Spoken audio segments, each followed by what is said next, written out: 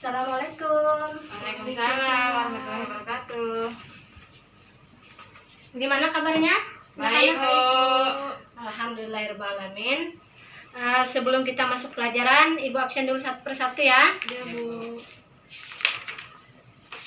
Hari ini hari Kamis ya. Iya, Bu. Rosi, Hadir, Bu. Wahinul, Hadir, Bu. Uswatun Kamila. Gak hadir, Bu. Kapan ada kabar? Katanya Bu sakit. Sakit? Iya, Bu. Sudah ada yang menjenguk? Belum. Oh, nanti dijenguk ya. Iya, Bu. Ya. Apalagi sekarang lagi musim pandemi. COVID-19. Ya. Kalau menjenguknya harus Patuhi protokol kesehatan. ya patuhi protokol Kesehatan. kesehatan. Nah, sekarang kita belajar tentang Al-Quran bab kedua. Apa kalian masih ingat pelajaran yang kemarin? Insya Allah ingat, Bu. Masih ingat, masih terkait dengan Al-Quran. Untuk mengambil berkahnya pelajaran hari ini, sebelum kita mulai, mari kita berdoa dulu.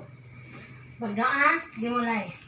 Bismillahirrahmanirrahim. Rabbana atina fid dunya hasanah wa fil akhirati hasanah wa qina adzabannar. Walhamdulillahi rabbil alamin. Mudahan dengan bacaan kita tadi, pembelajaran kita hari ini mendapat berkah dan membawa kebaikan untuk kita semua. Amin. Ya Rabbal Alamin. Nah, pada minggu kemarin kita sudah mempelajari bab 1 tentang pengertian Al-Quran, bahwa Al-Quran itu adalah kitab suci umat Islam yang diturunkan kepada Nabi Muhammad Sallallahu Alaihi Wasallam. Nah, pada hari ini kita masih mempelajari tentang Al-Quran bab kedua. Silakan dibuka bukunya pada halaman 24. Bab 2 halaman 24. Di situ materinya tentang kedudukan, fungsi, dan tujuan Al-Quran. Sebelum masuk kepada materi, siapa yang masih ingat apa salah satu tujuan daripada Al-Quran yang Ibu jelaskan minggu kemarin? Walaupun tidak ada di buku materi atau tidak ada di buku paket, tapi sudah Ibu jelaskan kemarin tentang tujuan Al-Quran untuk umat Islam khususnya, karena Al-Quran itu merupakan kitab sucinya umat Islam. Ada yang masih ingat? Lupa, Bu. Lupa semua. Iya, Bu. Nanti tolong dibaca-baca lagi ya bukunya, Iya, Bu. supaya kita bisa belajar lebih luas lagi, lebih banyak lagi tentang Al-Quran. Karena dalam beberapa minggu ke depan pun kita masih belajar tentang Al-Quran. Ya, kenapa Al-Quran itu penting? Karena dia merupakan salah satu, ya, bukan merupakan salah satu lagi, tetapi merupakan satu-satunya kitab suci umat Islam yang di dalamnya banyak terkandung hal-hal yang perlu kita pelajari, perlu kita imani. Nah, salah satunya ini di sini. Hari kita pelajari adalah kedudukan Al-Quran itu seperti apa, fungsi Al-Quran itu apa, dan tujuan Al-Quran itu apa, khususnya untuk umat Islam, karena kita beragama Muslim. Nah, selanjutnya sebelum masuk kepada materi, silahkan kalian baca dulu. Itu ada ayat Al-Quran yang berkaitan tentang Al-Quran, yang membahas tentang Al-Quran. Kita sama-sama ya. Bismillahirrahmanirrahim. Wa qimis salata liduluki syamsi ila wasaqil laili wa qur'anal fajr. Inna qur'anal fajri kana mashhuda. Wa minal laili fatahajjad bihi nafilatan lak asa ayyab'atsaka rabbuka maqaman mahmuda. Shadaqallahul azim. Nah, selanjutnya kita masuk kepada materi yang pertama, yaitu adalah tentang kedudukan Al-Qur'an. Al-Quran itu merupakan kitab sucinya umat Islam yang merupakan sumber utama dan paling utama di dalam umat Islam, di dalam ajaran Islam. Segala sesuatunya itu harus berdasarkan bersumber kepada Al-Quran. Ya.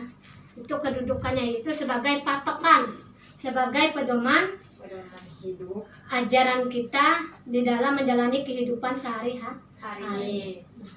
Apa tadi kedudukannya? Sebagai pedoman untuk menjalani kehidupan kita sehari-hari. Ya, sebagai pedoman kita di dalam mengambil hukum-hukum menjalani kehidupan sehari-hari. Itu kedudukannya ya. Yang pertama, kedudukan itu sebagai pedoman atau sumber hukum ya. Yang pasti itu adalah sebagai sumber hukum. Jadi segala sesuatunya berdasarkan sumber hukumnya kepada Al-Quran. Nah, itu kedudukannya. Yang kedua itu fungsi. Yang kedua atau yang B itu fungsi Al-Quran ya, dan tujuan. Segala sesuatu itu pasti ada fungsinya dan manfaatnya ya. Misalnya kita belajar, fungsinya adalah untuk menambah pengetahuan. Semakin banyak kita tahu, maka akan semakin pintar. Nah, itu salah satu fungsinya.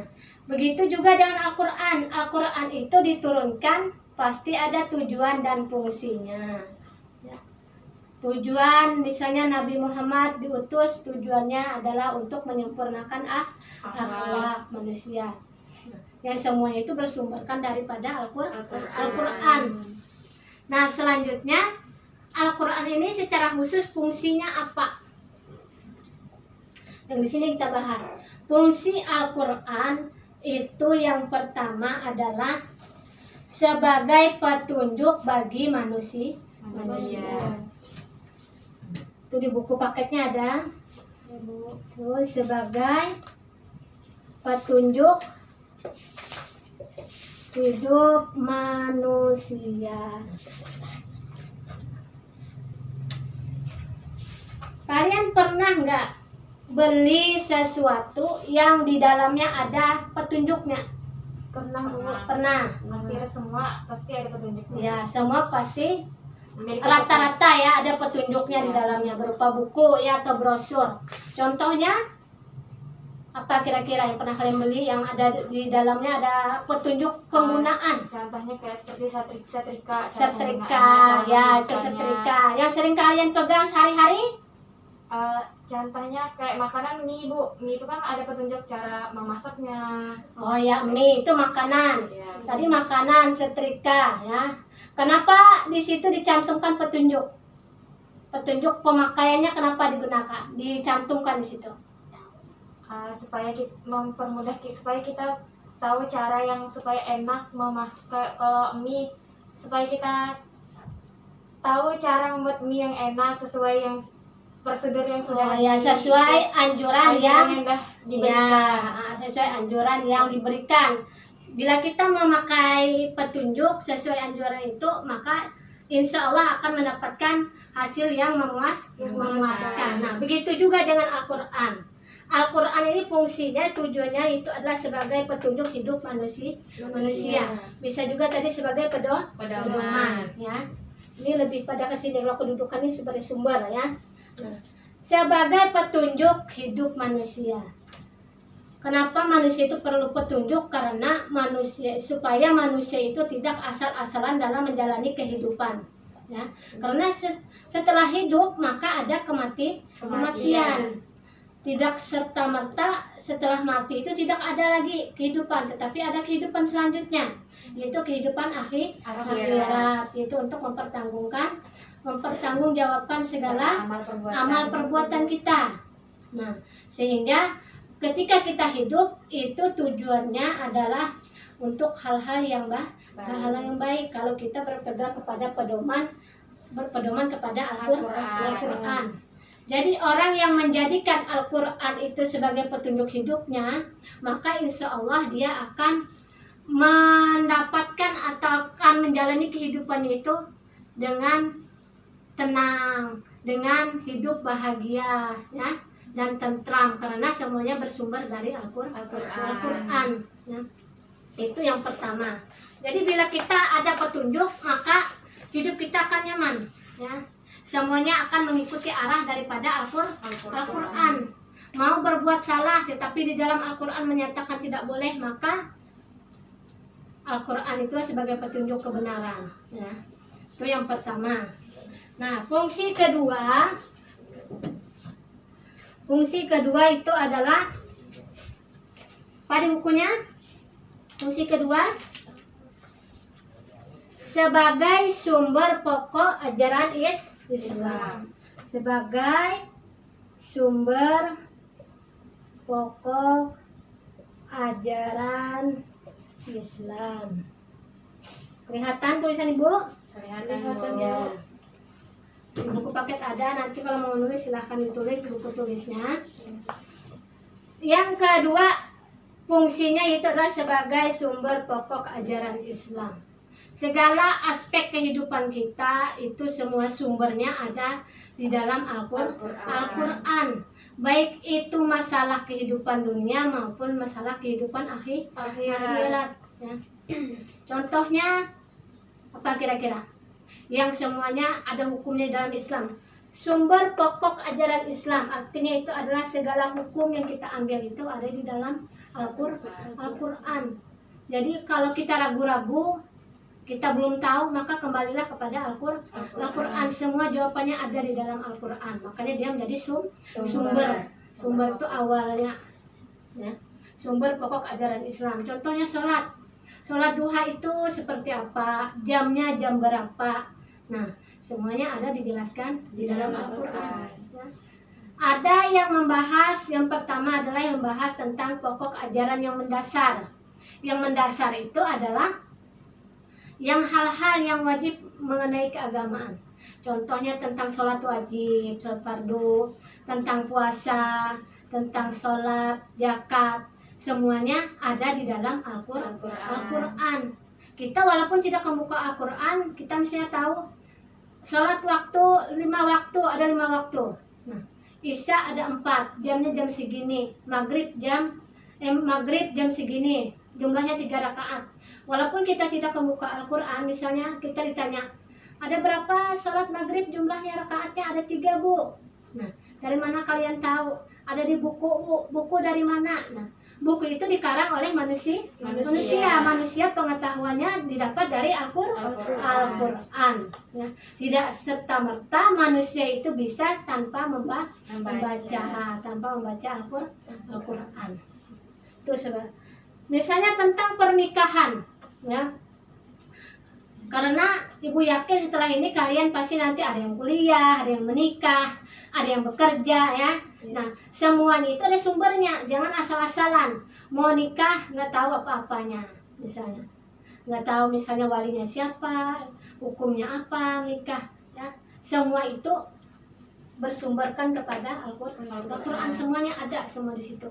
Pokoknya masalah kehidupan dunia kah, akhirat kah, semuanya ada di dalam Al-Quran yang menjadi sumbernya. Yang ketiga, fungsinya adalah sebagai peringatan dan pelajaran. Nah, Al-Quran itu fungsinya, tujuannya adalah sebagai peringatan dan pelajaran.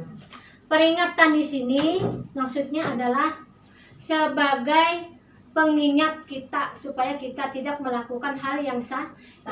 Apabila kita diingatkan itu berarti sebelumnya ada masalah. Di dalam Al-Quran itu banyak menyimpan tentang cerita-cerita masa lalu. Contohnya apa kira-kira yang kalian tahu? Yang cerita-cerita masa lalu yang ada terdapat di dalam Al-Quran, contohnya apa kira-kira? Cerita Nabi. Ya, yang pertama adalah cerita Nabi.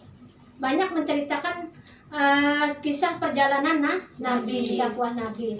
Misalnya Nabi Muhammad sudah pasti, Nabi Ibrahim, Nabi Musa, Nabi Isa. Nah, di situ menceritakan tentang peristiwa masa lalu. Semuanya peristiwanya yang benar terjadi, bukan tidak terjadi ya. Tidak dikarang-karang, semuanya pasti dan pernah terjadi. Kenapa pelajaran itu dimasukkan di situ? Kisah-kisah itu dimasukkan dalam Al-Quran. Itu tujuannya adalah supaya kita mengambil pelajaran, mengambil hikmah daripada peristiwa yang masa lalu. Contohnya tentang perjalanan Isra Mi'raj Nabi Muhammad SAW itu ada di dalam Al-Quran. Kenapa di situ disebutkan? Supaya kita sebagai umat Islam itu tahu bagaimana perjalanan Nabi Muhammad ketika mendapat perintah, ya, dan mendapat perintah sampai ke langit sana, sampai langit ketujuh. Yang intinya adalah Nabi Muhammad diperintahkan memberikan perintah kepada umatnya untuk melaksanakan sholat 5 waktu. Nah, kenapa di situ disebutkan? Karena dianggap sholat itu adalah penting. Dia merupakan salah satu daripada rukun Islam. Nah, itu.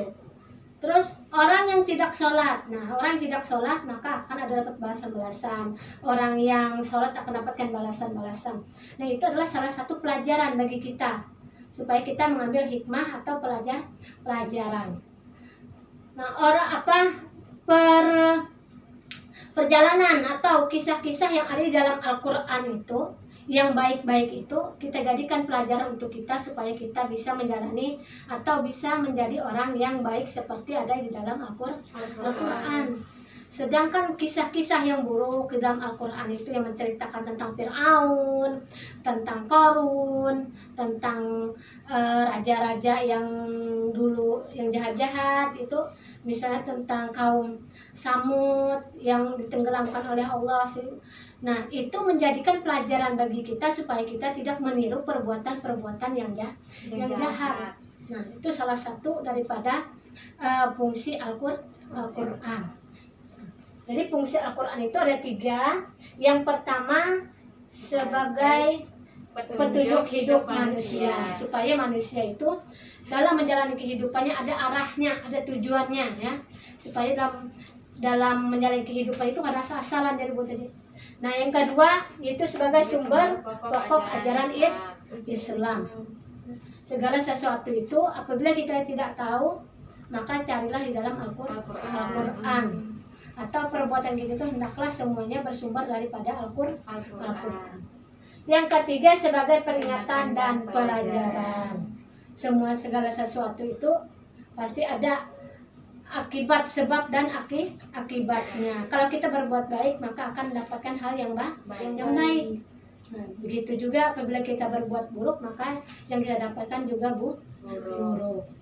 Terus nih, kedudukan tadi sebagai kedudukan Al-Quran itu adalah sebagai sumber hukum dari segala hukum-hukum yang ada, baik itu hukum pernikahan, hukum perdagangan, hukum keluarga, ya, hukum ekonomi syariah, semuanya bersumber daripada Al-Quran.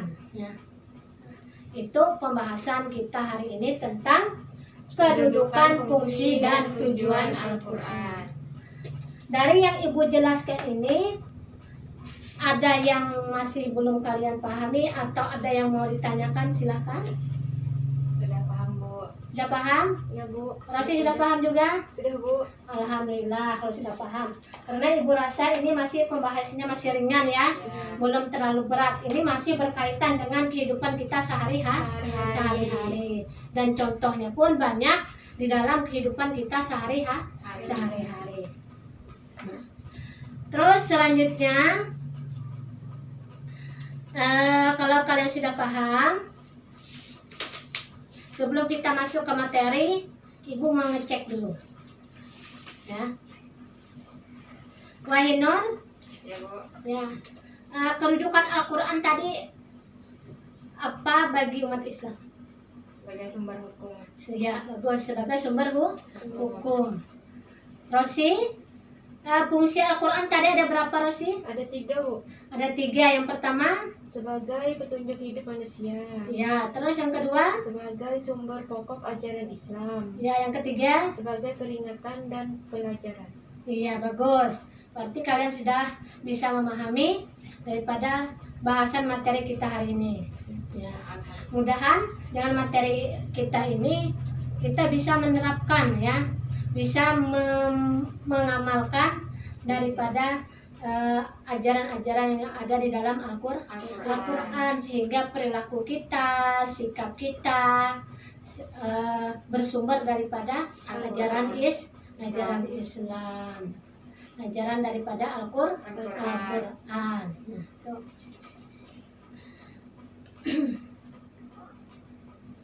Nah, selanjutnya silahkan kalian buka, coba kalian buka pada halaman 30. Di situ ada tugas tentang materi kita hari ini yang berkaitan dengan sikap ya. Nah, di situ tinggal kalian mencentang saja iya atau tidak sesuai dengan pernyataan ya pada halaman 30 ya. Sudah dapat? Sudah, Bu. Ya.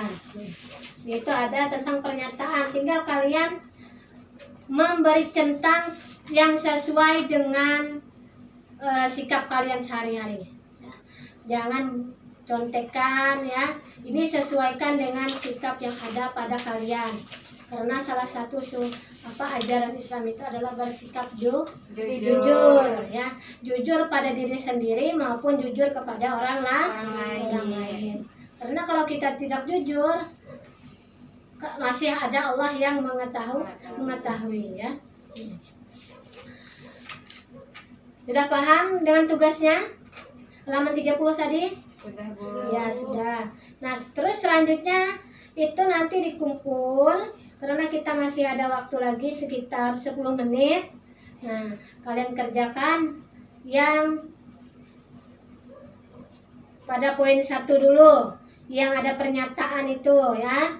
Nah, nanti untuk PR selanjutnya, untuk menambah pengetahuan, untuk mengulang, memperdalam pengetahuan kalian hari ini, silahkan kalian kerjakan yang halaman 31 sampai 32 yang PG-nya ya. Itu kerjakan di rumah, jangan di sekolah ya.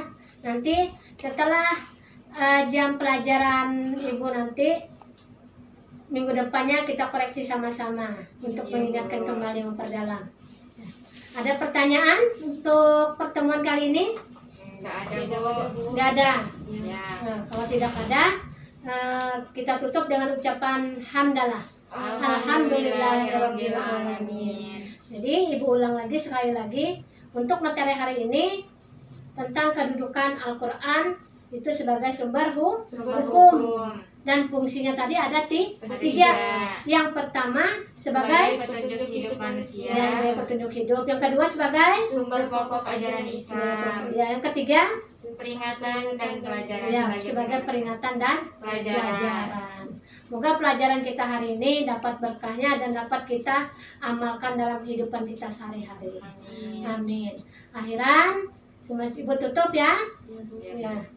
Akhiran, Assalamualaikum warahmatullahi wabarakatuh. Waalaikumsalam warahmatullahi wabarakatuh.